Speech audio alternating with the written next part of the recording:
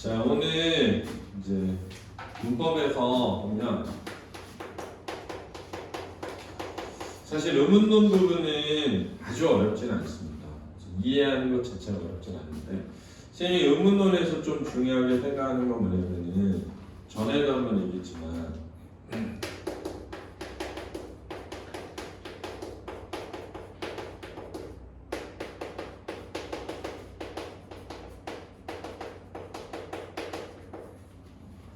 음절 구조 규칙, 음절 배열 규칙이라는 게 있다. 그래서 음절 구조상 초성에는 이음이 못 온다든가, 종성에는 자음이 하나만 발음된다든가 이런 거. 근데 이제 음절 배열 규칙이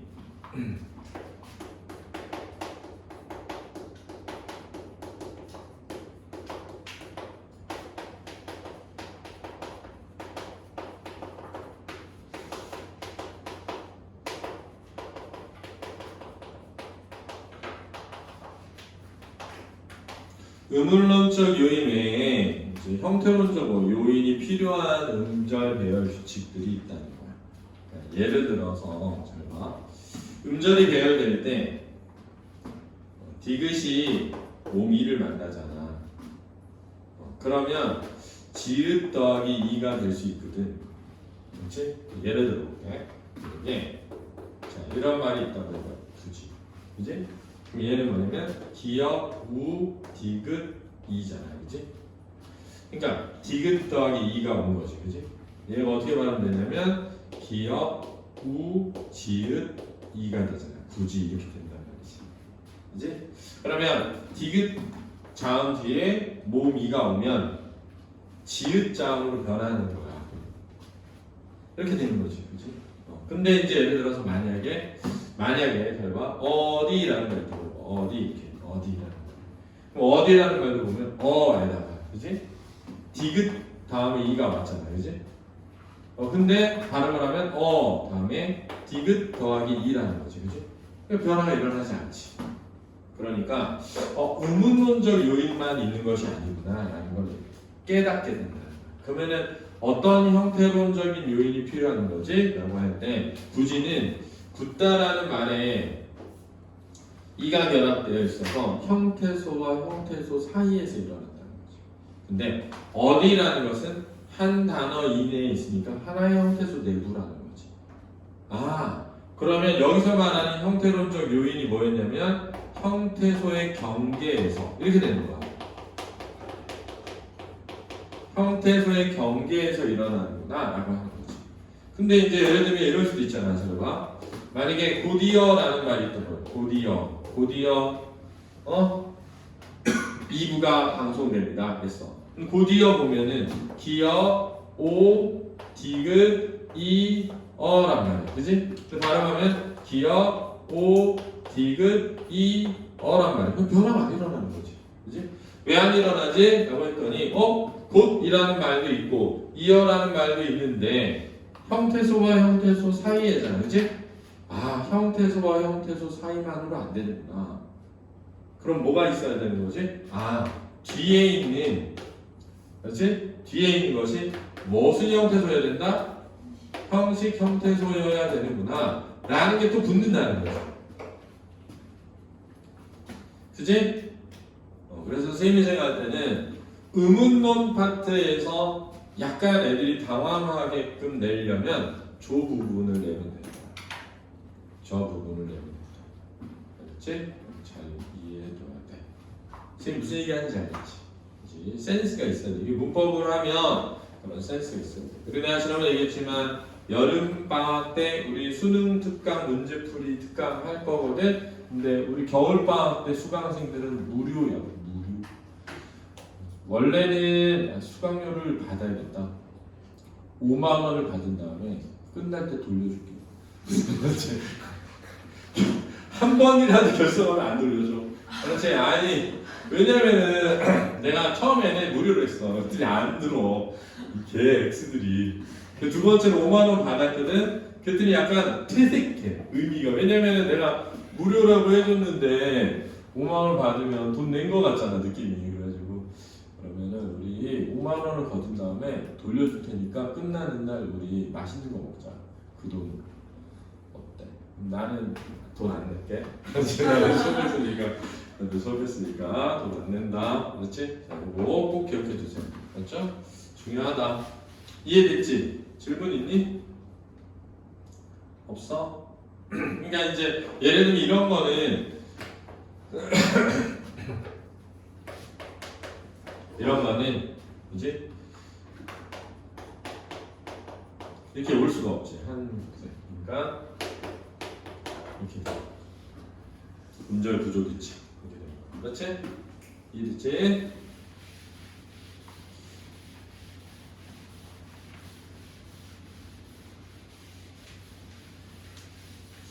이게 이제 좀 중요하다고 생각합니다.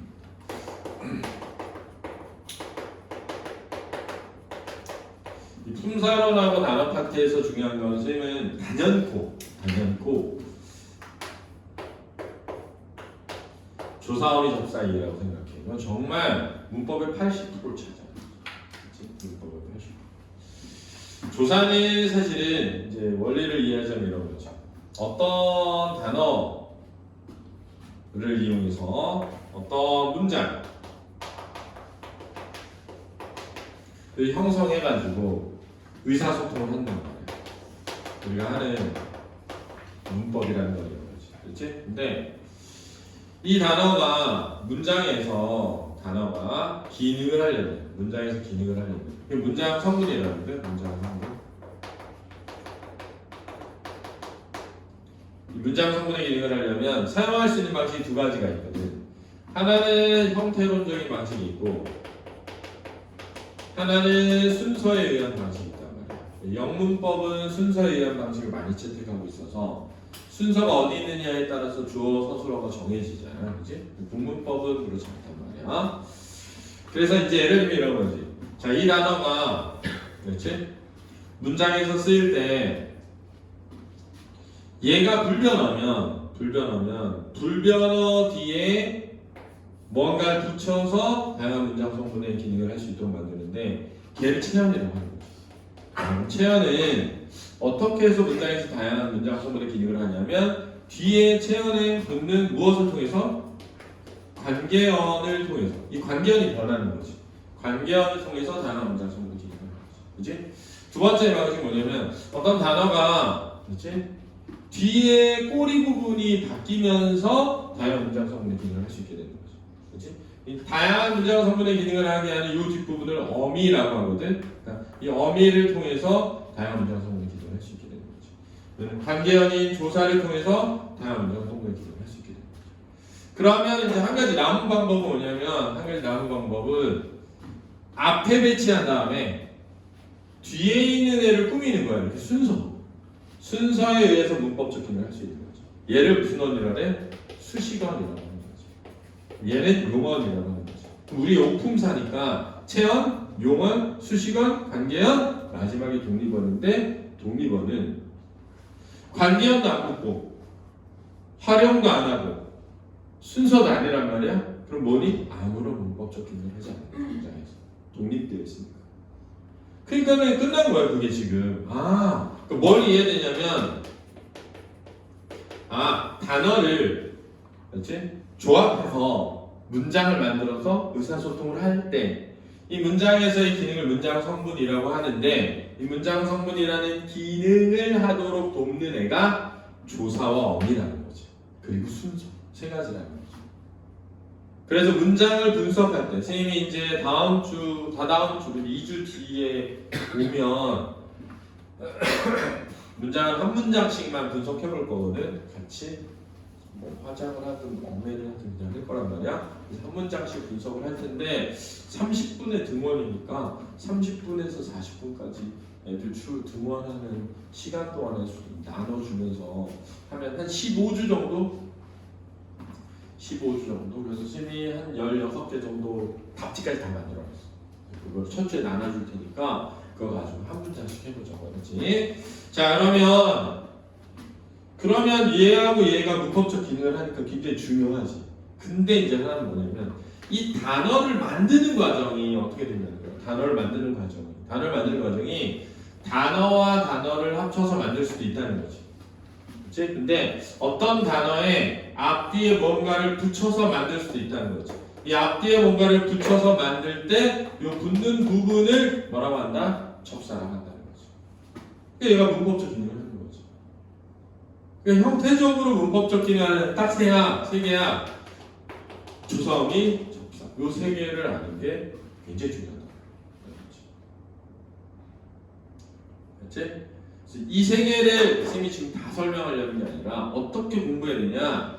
관계어는 격조사가 있고 보조사가 있고 접속조사가 있는데 먼저 격조사를 다 외워. 나머지는 보조사야. 그 다음에 접속조사를 이해하는 거지. 동그라미 세모가 있을 때 이렇게 문장이 가능하면 접속조사를 하지. 여기에는 와, 과, 랑, 나, 하고 등이 온다. 이렇게. 그렇지? 여기 외울 때 이가 깨서에서 을이다, 의 이렇게 외우고 아야 여 붙고 이다에 이 가에 대답이다 붙고 이렇게 외우는데 부사격 조사가 너무 많단 말이야. 그래서 부사격 조사는 다 외울 수 없단 말이야. 근데 일단 이렇게 외워. 그 다음 어떻게 했어? 보조사를 외우고 나머지는 격조사 이렇게 하면 된다 그랬잖아. 그래서 보조사를 은는 만도 조차마저까지 요 부터밖에 뿐이야. 요거 외에는 웬만하면 안 나온단 말이야. 이거 말고도 더 있는데 이게 거의 다야. 그럼 이제 조사가 끝난 거지. 궁금하면 선생님이 올려놓은 품사론 파트에 있는 조사 파트를 보면 돼. 그렇지?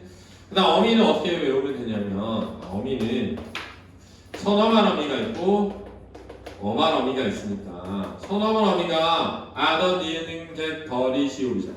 아, 잘 봐. 니은 겟 더, 리, 시, 오. 이게 선어만 어미 전부란 말이야. 그럼 이걸 뺀 나머지 다 뭐라고? 어만 어미다. 중세국어에 가잖아. 중세국어에 가면 아덧이라는 게 어잇이야. 이게 어이야. 어잇. 그렇지? 나 니은은 나야 나. 개수는 개 하야 잇이야. 개 하야 잇. 더는 그대로 더고 이제 리는 그대로 리다. 이게 중세국어의 시제야. 중세국어의 시제. 그렇지? 근데 이 어잇은 나중에 완료 후 지속. 어잇다. 뭐 넘어져 있다의 어잇이 되는 거거든. 이렇게 연동해서 외워놓으면 되게 좋지. 그렇지? 그 다음에 어만어미는 지금 어떻게 하냐면 전성어미를 외우고, 그렇지? 종결어미는 끝나면 종결어미, 안 끝나면 연결어미인데 전성어미만 외워라 이랬잖아. 전성어미는 명사형이 있다. 명사형에 미음은 기 이렇게 있다. 근데 중세국어의 명사형 전성어미는 뭐지? 옴 이렇게 하나 있으면 그지? 그 다음에 관형사형 전성어미가 있다. 그래서 던, 니은은, 는, 리을 또는 던, 니은은, 리을 이렇게 외우라 했잖아. 부사형 전성어미는 이 네모치고 개, 드시, 도록인데 자습성마다 교재마다 조금씩 다르긴 한데 네 개만 외워놔라. 그럼 나머지 다 연결어미니까 앞뒤를 바꿀 수 있으면 대등적 연결어미, 바꿀 수 없으면 종속적 연결어미 이렇게 하는 거지. 그지? 요렇게 해서 관계어하고 어미를 완전히 내 걸로 만들어야 됩니다. 그지? 그 다음 이제 중요한 파트가 뭐냐면 접사 파트를 이해하는 건데 그거 설명할게. 시험에 인증한다는 거죠. 잘 봐. 어떤 단어가 있어. 그 단어가 하나로 돼 있어. 그럼 단일어야. 하나가 아니야. 그럼 복합어지. 단일어 아니면 복합어란 말이야. 근데 복합어일 때 이렇게 생각하는 거야. 아, 체험, 용언, 수식어 이 어근이 되는 거야. 그래서 체험, 용언, 수식어으로 되어 있으면 합성어. 체험, 용언, 수식어에 뭐가 붙어 있으면 하성어. 그럼 붙어 있는 게 접사. 이렇게 가는 거죠. 그지? 그래서 내가 지난번에 얘기했지만 놀이터라는 말이 나왔을 때 하는 방식은 여기에서부터 비롯되는 거니까 체험은 이가 을을 붙여보고 용어는 다를 붙여보고 수식어는 꾸며보라 그랬잖아. 그지? 이렇게 하라는 거잖니. 그지? 그러면 놀이가 재미없다. 놀이를 했다. 터가 나쁘다. 터를 잡았다 되잖아. 그치? 그러면은 합성어라고. 근데 놀이를 딱 봤더니 아 놀이라는 말은 놀다라는 말의 어간이잖아. 그치? 놀다라는 말의 어간인데 이가 이를 이 다 안 되잖아. 이 책상 이목도 안 되잖아. 그 이가 아니니까 그러면 뭐라고? 이렇게 접속하라.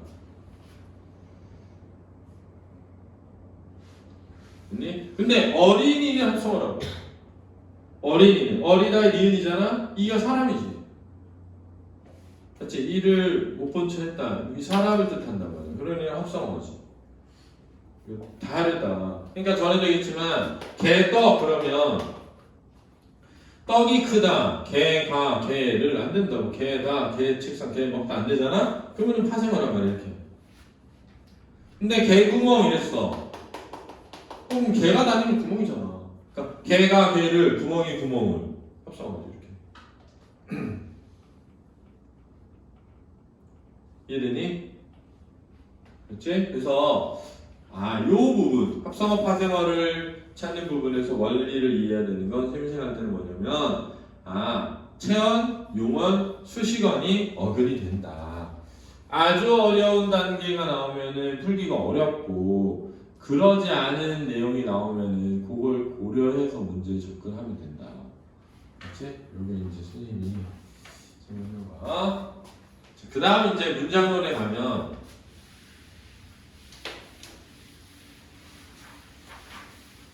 문장 성문과 짜인 요게 있고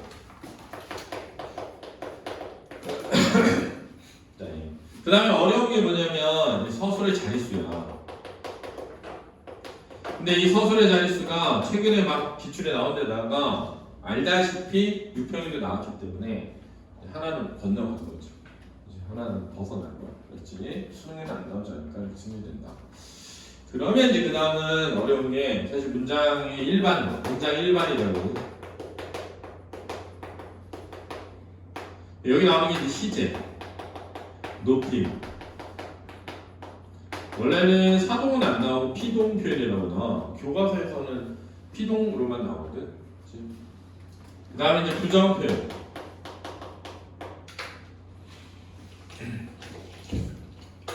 근데 여기 이제 원래 종결 표현도 있어. 종결 표현.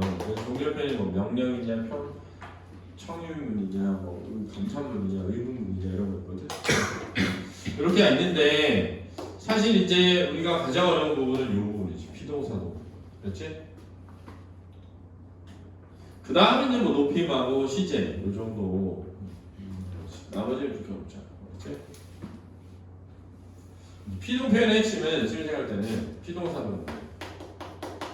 전환이야, 전환. 전환이 굉장히 중요하다는 거죠. 예를 들어서 표현이 이렇게 나왔어. 산이 보인다. 문장이 이렇게 나왔어. 그치? 그럼 이제 원리는 이거지. 봐봐. 보이다잖아. 이렇게. 니은이 현재 시에서 처음 나온 거지. 산이 이렇게 있잖아. 그치?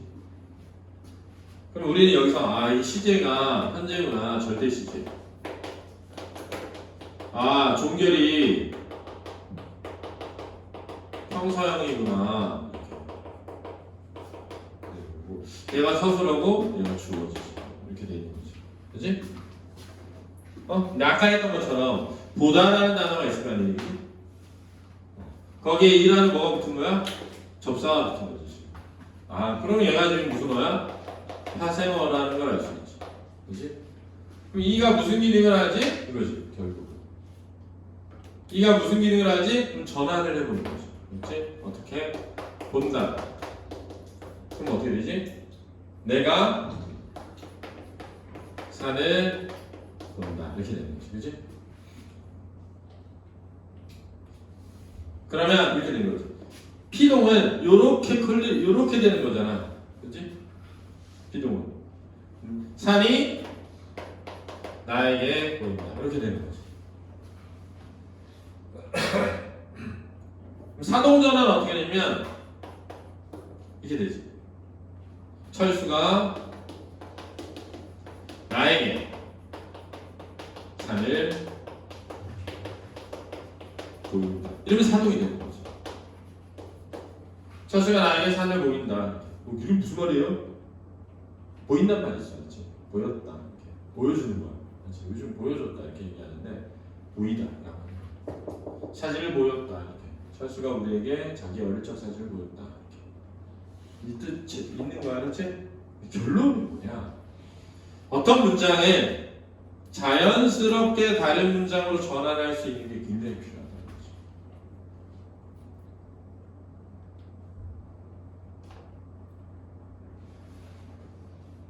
그렇지? 전환을 하는 게 되게 중요하다는 거예요.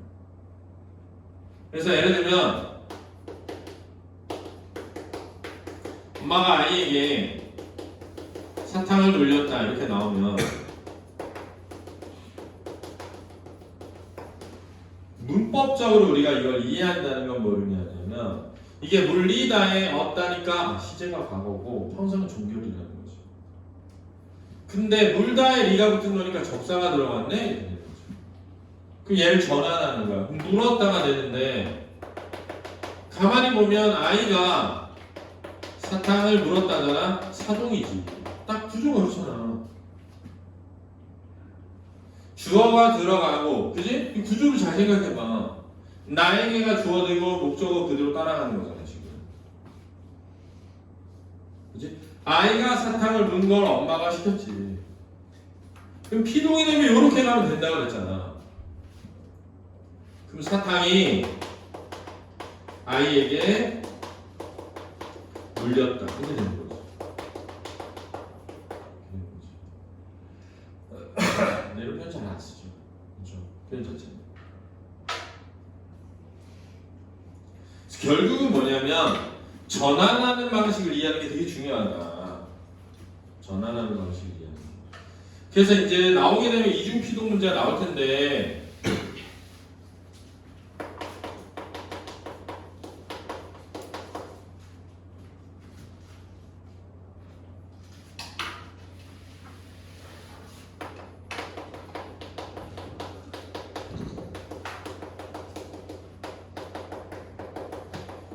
이 문제 나오면 자, 원리는 이거지. 이렇게 되어 있는 거지 지금. 현재 시제 평소 동결 연결하고 이렇게 되는 거지. 그렇지? 근데 얘가 풀다에 리가 붙어 있는 거지 지금. 그치? 그러니까 뭘 해야 되면 어지다라는 구문이 있다는 거죠. 이게 무슨 구문이냐면 피동 구문이 있다는 거야. 그럼 얘는 뭐냐는 거지 지금. 전환을 하라고. 그래서 피동 구문을 제외해 풀린다야. 그치? 그럼 뭐 어떻게 되지? 문제가 잘 풀린다야. 얘가 훨씬 간결하잖아. 그치? 그러니까 얘는 이중피동이지.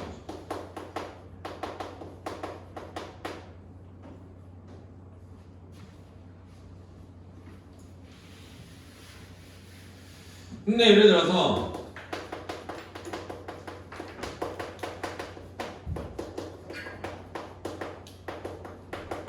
이런 말이 나왔어. 문제가 드디어 밝혀졌다 이렇게. 그러면 밝히다와 어가 붙은 거고 지다에 어다가 붙은 거지. 시제 나와 있는 거고. 그럼 밝다에 희가 붙은 거라고 보면 어지다를 지워서 문장을 만들라고. 그럼 밝혔다야. 이렇게 되는 거지. 뭐를? 문제를. 드디어 밝혔다. 이런 수학자. 아, 그러면 이렇게 된 거죠. 피동이지.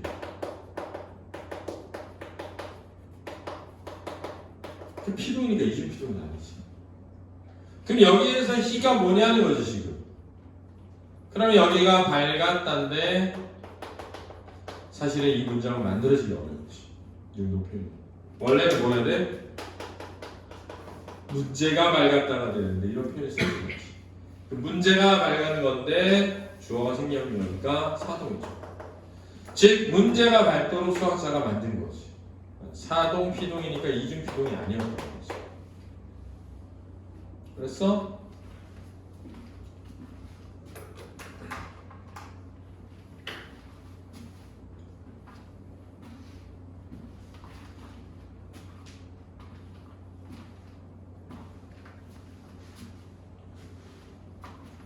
그래서 이제 사동 피동 문제도 결국은 우리가 아까 여기 했던 형태소에 대한 이해에서부터 출발해서 문제를 푸는 것과 그냥 되게 모호하고 막연하게 이해해서 푸는 것은 완전 진짜 수준 차이가 나게 된다는 거죠. 그치? 그 부분을 잘 이해하는 게 굉장히 중요하다라는 거를 먼저 설명해 줍니다. 그 다음 이제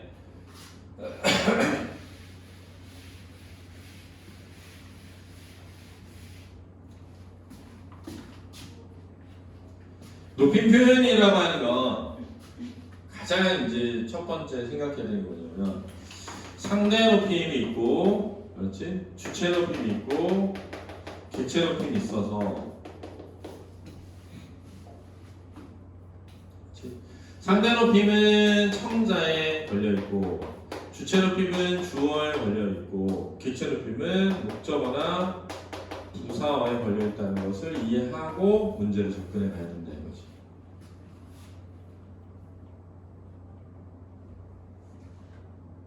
그러니까 제가 선생님께 어제 책 드렸잖아요. 그래서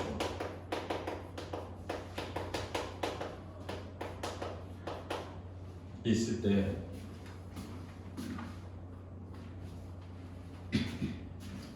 잘 보면 얘를 요렇게 걸려있지. 들이다에 붙은 거고, 그렇지? 지안 아가 줄어든 거거든. 들였지 지 아나 이렇게 돼 있는 거거든 원래.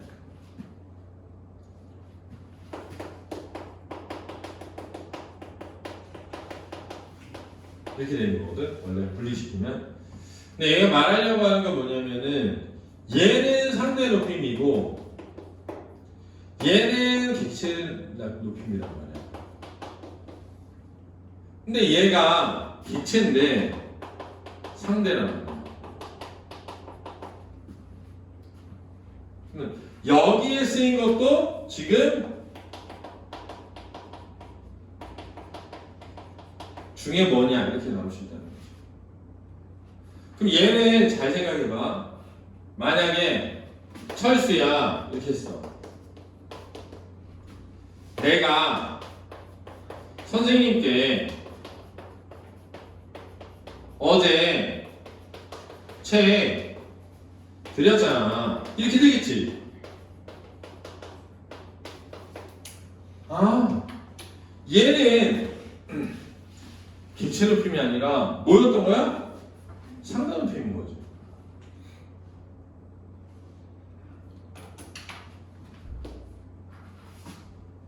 세계생활 때 높임에서 고민해야 될 가장 중요한 부분이 뭐냐면 주체와 청자가 동일할 때 또는 객체와 청자가 동일할 때 분리성을 이해하는 게 되게 중요하다는 거지. 이게 어려운 부분이라는 거지.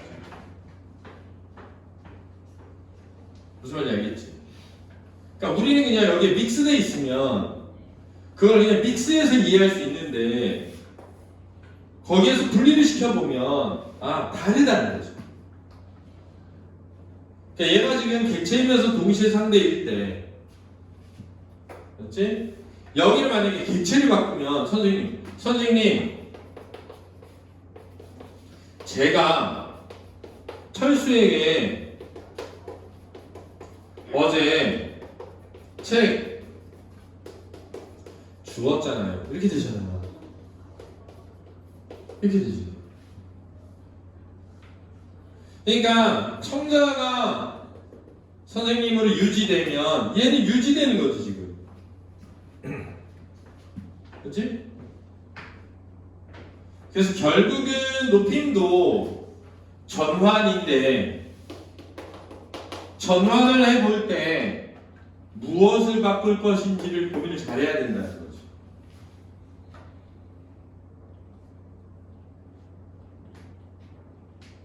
만약에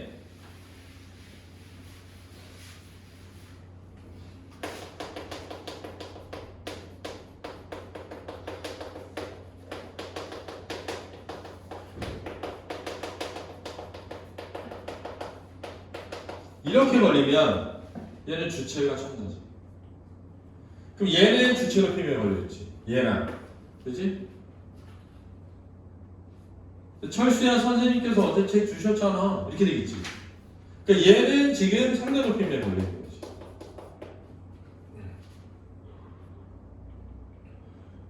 그러니까 여기에 들어가면 이렇게 되겠지. 선생님께서 어제 저에게 책 주셨잖아요. 이렇게.